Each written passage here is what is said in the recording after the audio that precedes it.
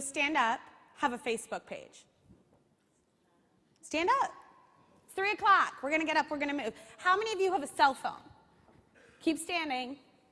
How many of you have a Twitter account? Pinterest. Doing a little. Wow. How many of you blog? Flickr. You are emblematic of a revolution that is happening in the world. There are 6.9 billion people in the world. You can sit down now unless you need a little stretch. There are 6 billion cell phones. What does that mean? 87% of the world's population has access to a mobile phone. 87%. It's unbelievable. Last year, mobile phone subscriptions, 5 billion. 1 billion new mobile phone subscriptions in a year. And they're not in the United States, my friends. They're all over the world.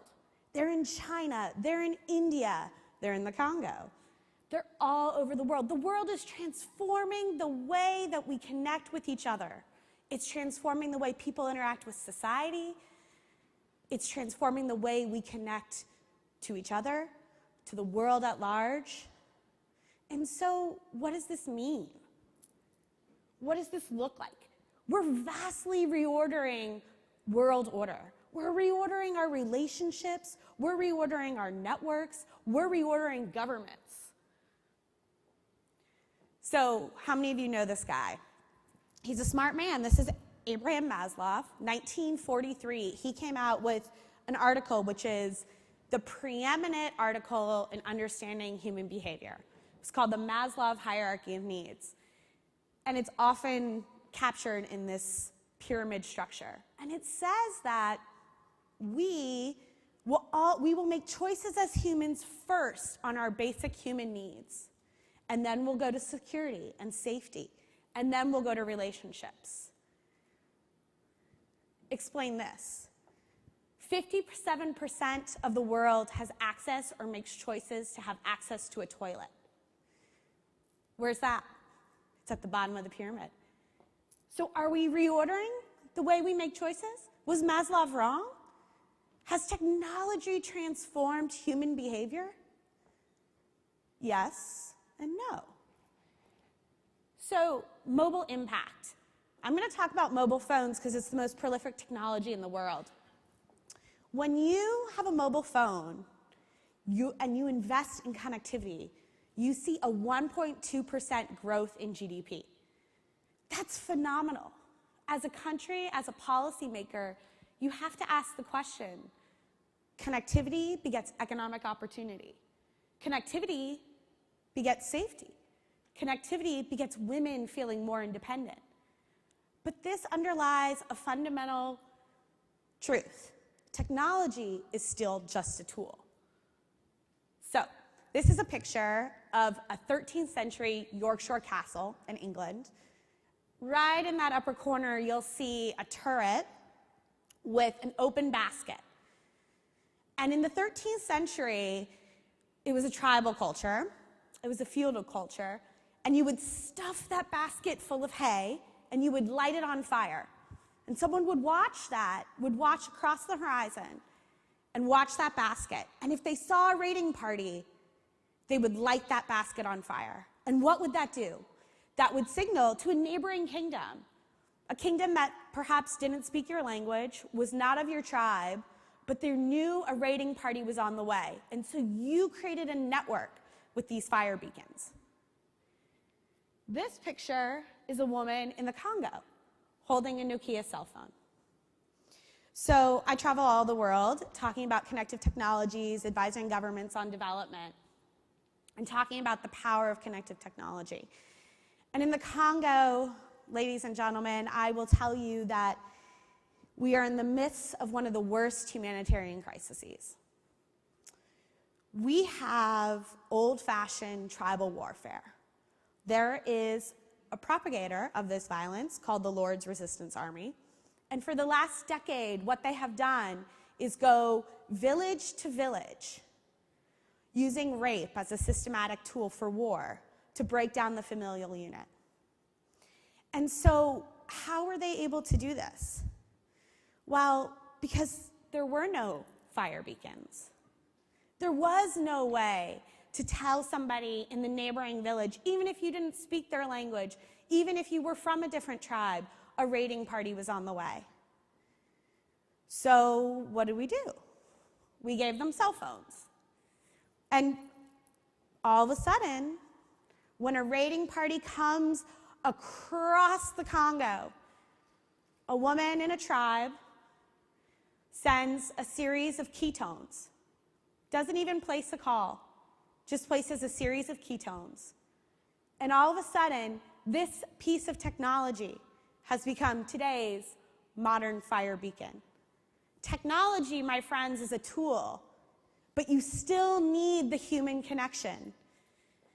And I am a technologist, so it's my business to want technology to proliferate. But I propose to you this, that when we think about sustainable development, when we think about where economies are going, the currency of a global growth, the currency of our global consciousness needs to be the network and the network effect.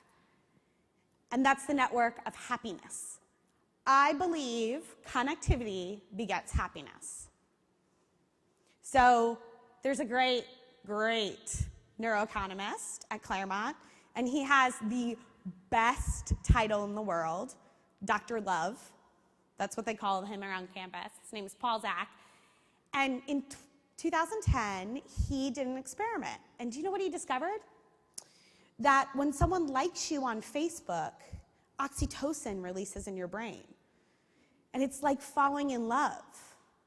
So if I was a stockbroker on Wall Street in 2010, I would have been like, great, Facebook will be a global phenomenon because of the chemicals, right? It's just the chemicals. We like connectivity because there's a chemical reaction. No, it's deeper than that. There's a human connection. So this, I think, is a fascinating study by two scientists who are really looking at deep connections and networks. And they've wrote a book called Connected, which I would urge you all to go out and pick up.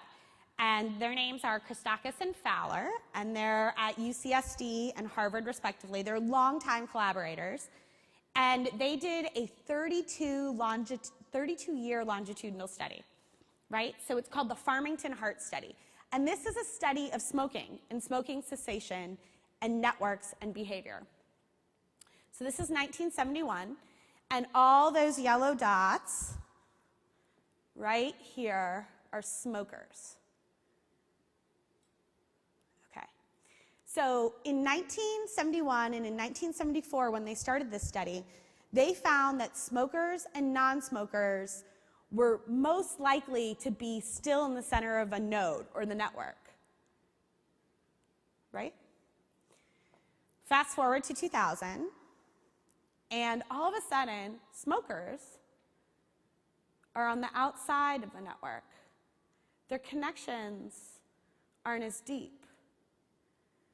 So then, if it's just chemicals, in 1971 and in 1974, nicotine must have been more addictive, right? If it's just chemicals. Because we all know about nicotine, right? It strengthens the neurotransmitters in your brain, and then, which is the volume control is how I think about neurotransmitters. And all of a sudden, the production of dopamine is stimulated. And this is the same effect you get with cocaine or heroin.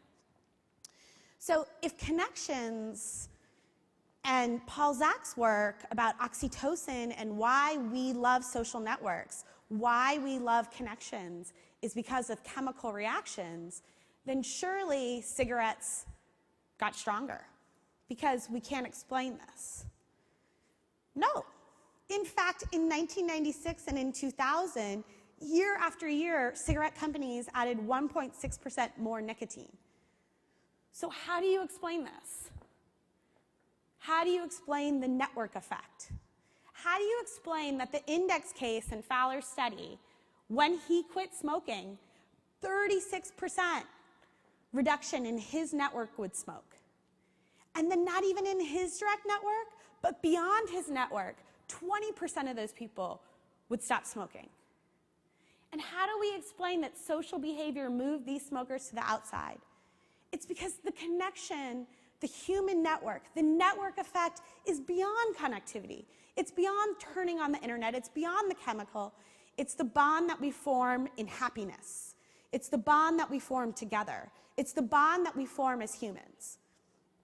And so I told you I work in global development, and I work basically in the space of sustainable development. So I am looking at, right now, how as governments we can overcome some of today's most pressing global challenges in sustainable development. And you're going to hear tomorrow from our colleagues at Generosity Water about the deep, deep global water crisis, or some of our colleagues at Seven Bar Foundation about the crisis with women in the world and getting access to finance and equality. And those are deep, deep challenges. But I would suggest to you that this technology revolution and connective technologies can transform sustainable development. And so when we are called in July to Rio at the UN Conference for Sustainable Development to chart out what is our vision for global development, what is our vision for sustainable development, I would argue to you that we create a global consciousness of happiness brought about by connectivity, that we urge governments to connect their societies. And don't worry, I'm not going to show them the Fowler smoking study. What I am going to show them, because I've worked with a lot of government ministers, is that when you increase connectivity, you increase GDP. Right? Let's go back. 10% increase in connectivity gets us a 1.2% sustained increase in GDP. And that's great. But let's go deeper. Let's go further. Let's talk about happiness. Let's talk about the network effect. Let's talk about us as humans. So there's some great work at University of Leicester by a guy named Erin Mote. And he said, I think it's important that we go beyond GDP.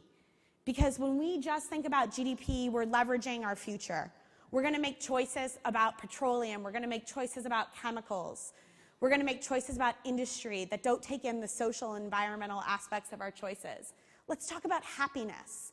And so he created an index that looked at relationships between work and health and so on and so forth. And so he created a global map of happiness.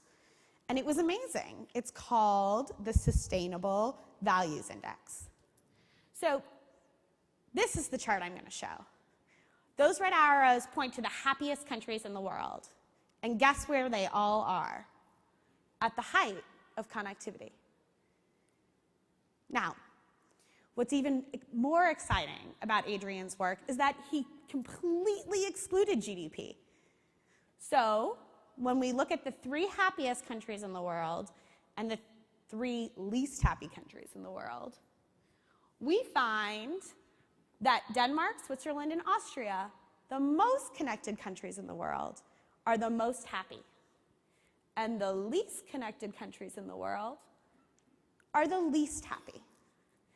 And so today, when you're thinking about what does technology and what does connectivity mean, and how do we think about a global consciousness, I would urge you to think about deepening and strengthening your connections, to think about using technology to strengthen the relationships that you have, but also as we think about the vision we want for the world, why a more connected world isn't just good for our economy, but why it's good for our future.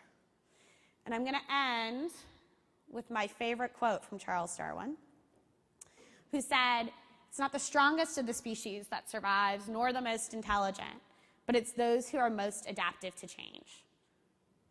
Embrace technology.